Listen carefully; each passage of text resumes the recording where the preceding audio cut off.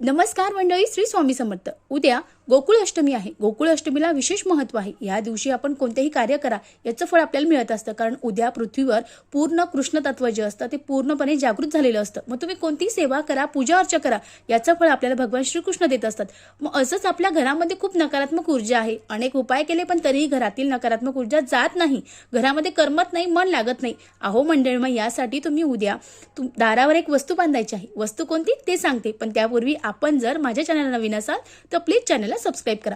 बघा मंडळी, उद्या आपल्या सकाळपासून संध्याकाळपर्यंत अगदी तुम्ही केव्हाही, तुम्हाला जेव्हाही वेळ भेटेल तेव्हा तुम्हाला तुमच्या आजूबाजूला किंवा तुमच्या दारातच जे आंब्याची पानं आहेत त्या आंब्याची पानं घ्यायची आहे, त्याचं तोरण तयार करायचं आहे आणि ते आपल्याला आपल्या मुख्य दरवाजावर बांधायचं आहे। याने आपल्या घरातील जी नकारात्मक ऊर्जा आहे ती बाहेर जाते आणि आपल्या घरामध्ये सकारात्मक ऊर्जेचा जास्तीत जास्त वास होत असतो आणि भगवान कृष्णांचा अखंड वरदहस्त आपल्यावर राहत असतो। अगदी साधा सोपा उपाय आहे, निश्चित करावा। तुम्हा सर्वांना गोकुळ अष्टमीच्या खूप खूप शुभेच्छा। श्री स्वामी समर्थ। धन्यवाद।